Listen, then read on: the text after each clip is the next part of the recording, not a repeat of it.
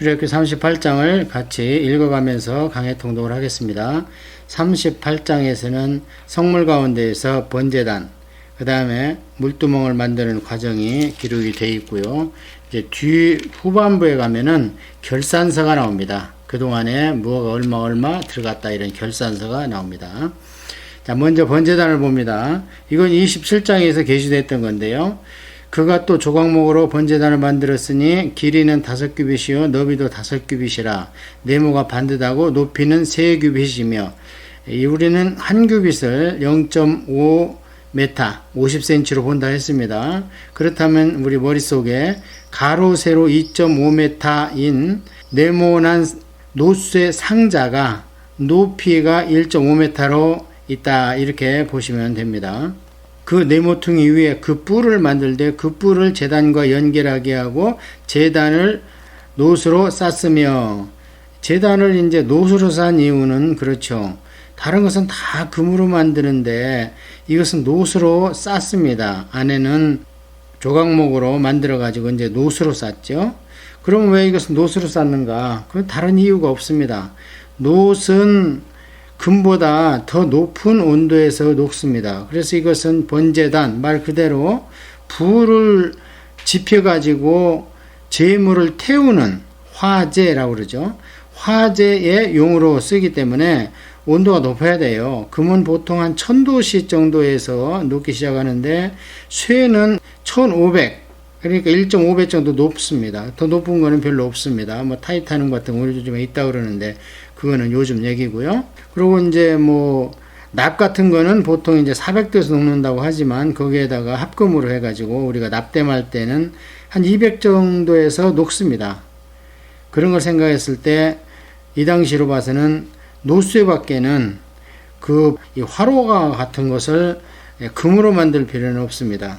제단의 모든 기구 곧 통과 부삭과 대야와 고기갈고리와 불을 옮기는 그릇을 다 노수로 만들고, 이게 모든 게 지금 불과 접촉되는 거죠. 한 5가지 정도의 옆에 있는 이제 액세서리 정도의 기구가 다 노수로 만들어졌습니다.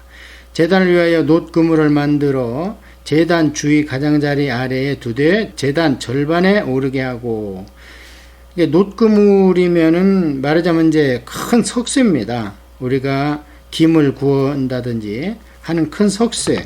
그래서 이 그물로 해야 고기는 위에 놓을 수 있고요. 이제 고기가에서 흐르는 기름이나 이런 재 같은 것은 밑으로 떨어지기가 쉽겠죠. 우리는 다행히 이제 석쇠라는 것이 있기 때문에 이것을 이해하기가 쉽습니다. 그런데 이 석쇠가 네모 상자 위에 붙어 있는 게 아닙니다. 맨 위에 붙어 있다면 재물을 얹어놓다 밑으로 떨어뜨릴 수도 있겠죠. 그래서 이것을 그 제단 절반 가운데, 그러니까 1.5m니까 한 75cm 그 중간에다가 놔야 밑으로 기름과 재는 떨어지고 위에 있는 재물은 안전하게 상자 안에 딱 갇혀 있게 되겠죠. 그래서 그렇게 절반에 오르게 하고, 그 놋금을 네 모퉁이에 채를 꿰 고리 넷을 부어 만들었으며, 채는 이제 막대기라고 그랬습니다. 이것도 옮겨야 되니까 아마 튼튼하게 했을 겁니다. 이 쇠를 옮겨야 되니까요. 그리고 이제 그 네 모퉁이에는 뿔이 있죠. 그 뿔은 권능을 나타내는데, 이제 주인이 혹시 나는 억울하다 했을 때 와서 뿔을 잡으면 일단 재판을 받을 수 있는 권리를 얻게 됩니다. 채를 조각목으로 만들어 노수로 싸고, 채는 막대기입니다. 제단 양쪽 고리에 그 채를 끼어 매게 하였으며 제단은 널판으로 속이 비게 만들었더라.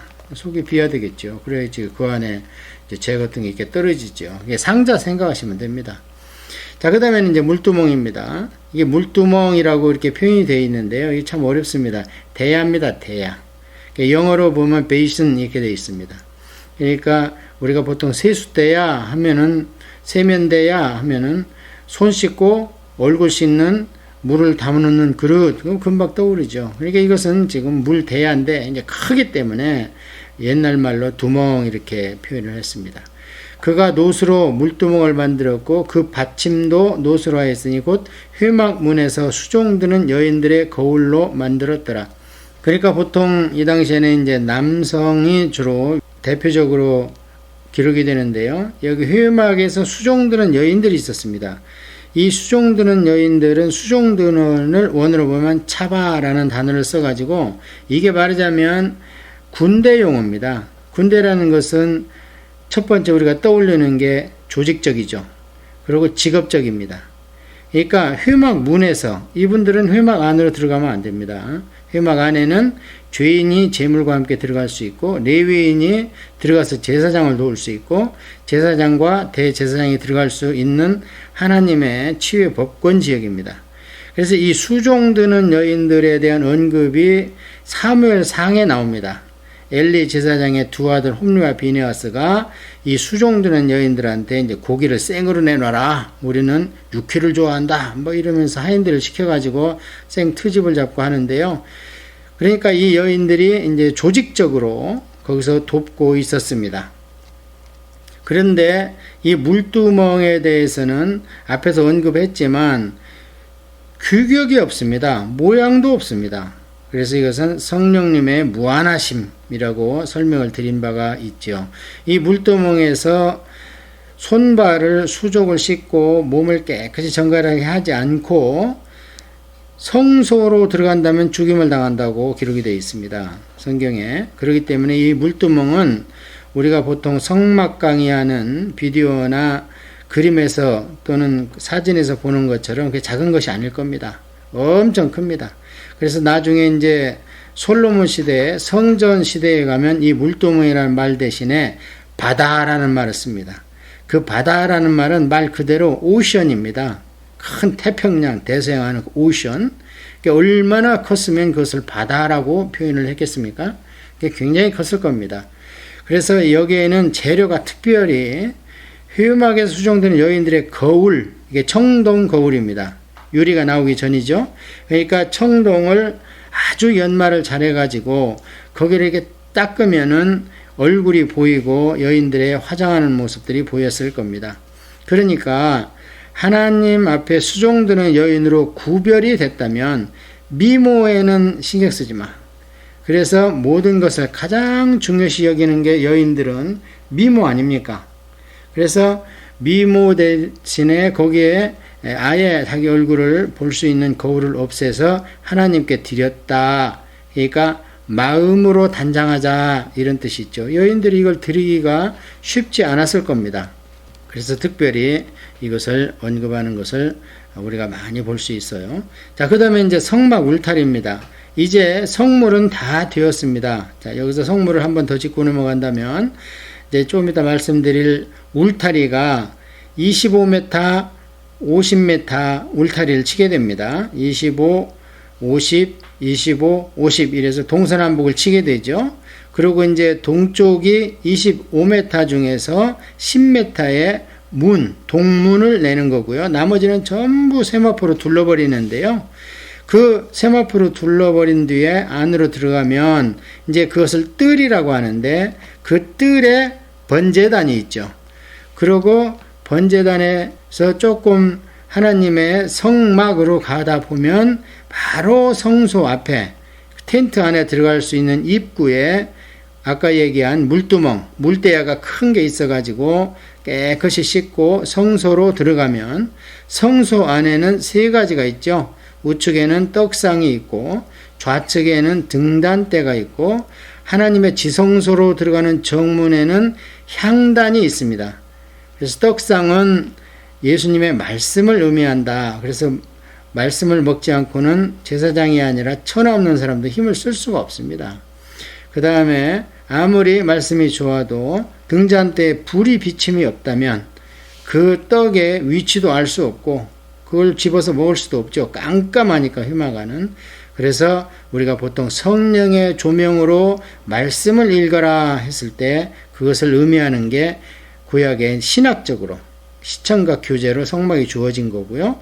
그 다음에 이 두 가지를 가지고 하나님을 바로 배울 수는 없다. 하나님의 바로 배울 수 있는 거 하나님의 직통 전하는 기도다. 그 요한계시록의 성도의 기도는 향내 나는 향기. 그래서 향단을 열고 들어가면 이제 그 안에 하나님이 계시죠. 그렇게 해서 성물이 그렇게 딱 지금 다 만들어졌습니다. 이제 마지막으로 울타리를 쳐서 하나님의 성막의 그 뜰을 이제 확정해라 해서 울타리를 치는 장면이 나옵니다. 그가 또 뜰을 만들었으니 나무로 뜰의 남쪽에는 세마포 포장이 100규빗, 그러니까 남쪽의 울타리가 50m짜리입니다. 그 기둥이 수물이며 받침이 수물이니 노시오, 기둥의 갈고리와 가늠되는 은이며 그 북쪽에는 100규빗, 그래야 되겠죠. 그래야 직사각형이 나올 거 아닙니까? 남쪽이 100규빗이니까 북쪽도 100규빗, 그래서 북쪽에도 50m. 기둥이 수물, 받침이 수물이니 노시오, 기둥의 갈고리와 가늠되는 은이며 서쪽의 포장은 슌규빗이라, 슌규빗이면 0.5m니까 25m가 되겠죠. 그러면 이제 나중에 동쪽도 25m가 되어야 됩니다. 기둥이 열이요 받침이 열이며 기둥의 갈고리와 가늠되는 은이며 동으로 동쪽에는 슌규빗이라, 아까 서쪽에도 25m니까 동쪽에도 25m지요. 근데 이 25m를 어떻게 나누냐면 문 이쪽의 포장이 15규빗이요 그 기둥이 셋이요 받침이 셋이며 문 저쪽도 그와 같으니 뜰문 이쪽 저쪽의 포장이 15규빗씩이요 그 기둥이 셋씩 받침이 셋씩이라.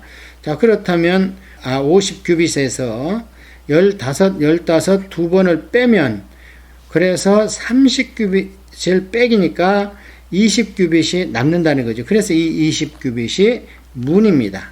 뜰 주위의 포장은 세마포요, 기둥 받침은 노시요, 기둥의 갈고리와 가늠되는 은이요, 기둥 머리싸개는 은이며 뜰의 모든 기둥에 은 가름대를 꿰맸으며 뜰의 휘장문은 청색 자색 홍색 실과 가늘게 꼰 배실로 수놓아 짰으니 길이는 20규빗이요 넓이와 높이는 뜰의 포장과 같이 5규빗이니 그 기둥은 넷이요 그 받침은 넷은 노시요 그 갈고리는 은이요 그 머리싸개가 가늠된 은이며 성막 말뚝과 뜰 주위의 모든 말뚝은 모두 노시였더라. 자, 이렇게 해서 이제 성물의 모든 제작 과정이 끝났습니다. 여기까지 이제 제작이 완성된 거예요. 이제 안 만들어진 게 있습니다. 그게 뭐냐면 게시한 것 중에서 제사장의 옷이 안 만들어졌고요. 그 다음에 제사장의 위임식이 아직 안 됐죠. 그래서 제사장의 옷 만드는 것은 다음 장에 기록을 할 것이고 제사장의 위임식은 이제 레위인에 관한 거니까 레위기로 8장으로 넘어가게 되겠습니다. 자, 이쯤 돼서 다 만들어지고 나니까 이제 결산서를 가져오라 해가지고 아론의 넷째 막내 아들 이다말이 결산서를 작성해서 보고하는 걸 볼 수 있습니다. 그래서 좋은 게 좋은 거라고 교회나 자선단체에서 가장 조심해야 될 게 물질 관리입니다. 성가 실을 정도로 자주 보고를 해야 되고 깨끗이 보고를 해야 됩니다. 왜냐하면 그때 그 자리 또는 그때 같이 일했던 사람들이 모두 단마음으로 했지만 나중에 무슨 일이 생길지 모릅니다. 그래서 사람 앞에서나 하나님 앞에서 물질 관리는 철저할 정도로 다른 사람들한테 왜 이렇게 철저하게 하냐 하고 잔소리 들 정도로 해야 됩니다. 그 제 얘기가 아니고 사도 바울이 그렇게 했습니다. 나중에 우리가 고린도 전서 공부할 때 또 이야기를 할 건데요. 절대 사도 바울은 그 많은 헌금을 이제 자기들 말로 많다고 표현하니까 얼마나 많았겠습니까? 이 많은 연보를 나는 관리하지 않겠다. 그래가지고 연보를 한 교회 대표들을 같이 동행하면서 그것을 관리시키고 그 다음에 전부 다 그것을 이제 보고하게 하고 여기뿐이 아닙니다. 나중에 이스라엘 역사 말미에 바벨론으로 잡혀갔다 돌아올 때 돌아간다 헌물할 사람 해라 했을 때 헌물한 목록이 나오고요. 돌아와서 그 헌물의 쓰임과 결산에 대해서 목록이 또 나옵니다. 하여튼 물질에 대해서는 성경은 엄격하게 아주 관리하는 것을 볼 수 있습니다. 자, 따라서 여기에서도 얼마 들었는가 하고 전부 결산서가 여기 기록이 되어 있는데요. 성막 곧 증거막을 위하여 레위 사람이 쓴 재료의 목록, 물목은 물건의 목록 그 뜻입니다. 물목은 제사장 아론의 아들 이다말이 모세의 명령대로 계산하였으며 이다말은 이제 넷째 아들이죠. 나답과 아비후가 좀 있다가 레위기에 가면 첫 제사를 드리다가 죽임을 당하고 그 다음에 이제 엘르아살과 이다말이 남고 엘르아살은 대제사장이 되고 이다말은 거기에 보조하는 제사장이 되죠. 유다 지파 홀의 손자여 우리의 아들인 부살렐은 여호와께서 모세에게 명령하신 모든 것을 만들었고 단지파 아히사막의 아들 오홀리압이 그와 함께하였으니 오홀리압은 재능이 있어서 조각하며 또 청색자색 홍색실과 가는 배실로 수놓은 자였더라. 부살렐과 오홀리압, 이제 이 정도의 사람의 이름은 기억하는 게 좋겠죠.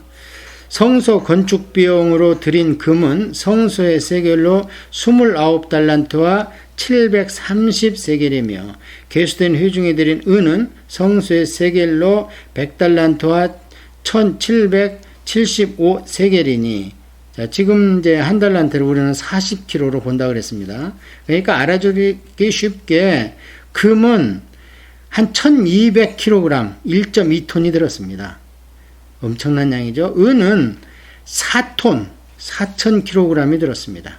이 뒤에 나오는 놋 같은 경우에는요, 10만 kg, 1000톤이 들었습니다.